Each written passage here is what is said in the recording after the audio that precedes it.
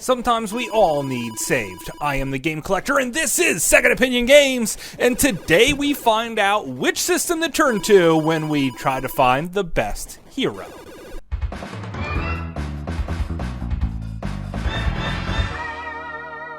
Second Opinion Games.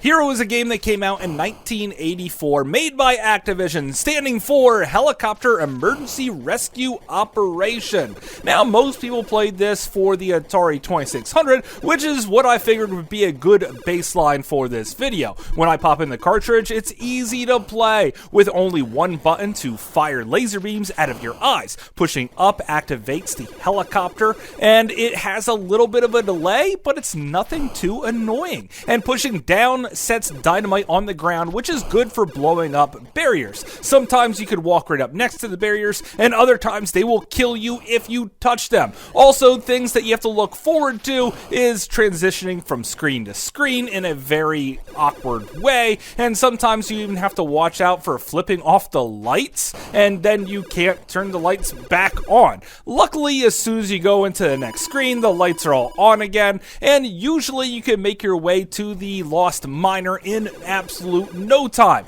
The Atari 2600 actually performs really well here with crystal clean graphics. The sound effects are actually kinda bad, but that's okay.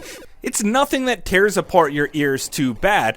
So let's check out the Atari 5200 version, where the graphics are made a bit better. Also, because there's more than one button on the controller, that means one button is to place dynamite down and the other one is for the laser eyes. Meaning now you can press down and it does absolutely nothing. But the biggest change in this game comes from the helicopter itself. Now when you're in the air, usually falling down, and you press up, you go up immediately. There's absolutely no lag here whatsoever, which I thought would be a good thing, but it's actually kind of its biggest detriment. You see, normally on the Atari 2600 version, when you press up, it takes a little bit of time to eventually go up. Now, because you skyrocket straight up in the air the second you hit it, as soon as you fall into another screen, well, then you're going to be shooting back up to the previous screen, and this gets really annoying really fast. Is the game better or worse for this? Well, quite frankly, it's actually worse. The sound effects are exactly the same as the Atari 2600 version, and even though the graphics are a slight bit better, I gotta give the edge to the 2600 over the 5200 here.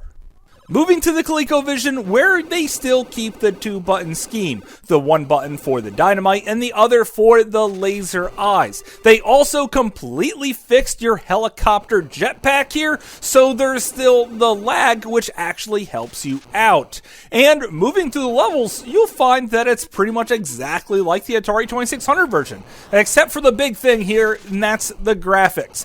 In trying to make it as realistic as possible for real caves, they actually seem to make the graphics far worse. It just looks like a jumble of crap exploded onto the screen, and this just looks kind of awful. The sound effects here have been slightly improved, but I mean really slightly. Overall, I can't get past the graphical look of this game, and the Colecovision really kind of let me down. On top of it, the controller for the Coleco isn't nearly as good as the 2600 controller, even if it does have a lot more buttons. So I think I'd rather again be playing the 2600.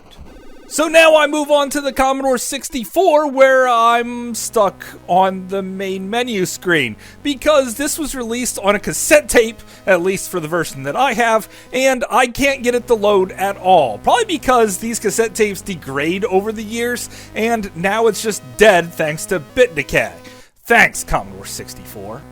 But maybe you want to play this game on the go. Check out Activision Anthology collection for the Game Boy Advance, showing what kind of a bedroom would have looked like back in 1984 with the Atari 2600 and your collection of games. You pop in H.E.R.O, and you'll see that because of the Game Boy Advance's screen, they both squished it and stretched it, really disforming your character in weird ways. But the biggest problem here is that they added scan lines, and if you had the original Game Boy Advance, Advance that also sort of had scan lines, and then you add more scan lines. It becomes a jumbled mess. This is the Atari 2600 version of the game, so it plays by still dropping dynamite with the down button, but also because of the weird conversion that they used, it seems to play at half the speed, so you're in continuous slow motion all the time, which is somewhat annoying on more than one level, and the game is nearly unplayable. But what about Activision Anthology Collection for the PlayStation 1? We still have that cool Atari 2600 where you can swap out the games, and when we jump into H.E.R.O, you'll find out that it's the Atari 2600 version. The conversion here isn't quite perfect because they seem to have changed all of the colors. The sound effects have been greatly improved, and by greatly I mean the tiniest bit of effort here. But the controls have somehow been completely destroyed. Something is just off here. The controls are far more slippery. I know that the PlayStation 1 controller was a lot better than the Atari 2600, so how come I'm playing so much worse? This defies all logic how they couldn't make a simple conversion from the 2600 to the PlayStation and make it right. God, this is ever so frustrating.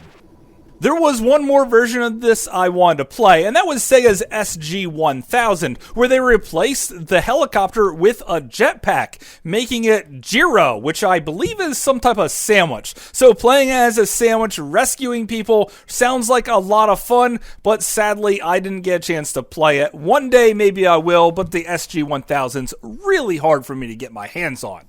So as it turns out, you should probably stay away from the Game Boy Advance version the most. Also, the PlayStation version is adequate, but not so good overall. The Colecovision version looks kind of good to some people, but I don't care for it. The 5200 version looks really good and sounds okay, but that weird thing with the helicopter not having the lag and just taking off in a freaking second is super annoying. So the Atari 2600, even though it started as the baseline, turned out that it was the apex and the best of all of these. If you have to play just one version of H.E.R.O, I recommend playing it for the Atari 2600. But of course, that's just my opinion. Thanks for watching.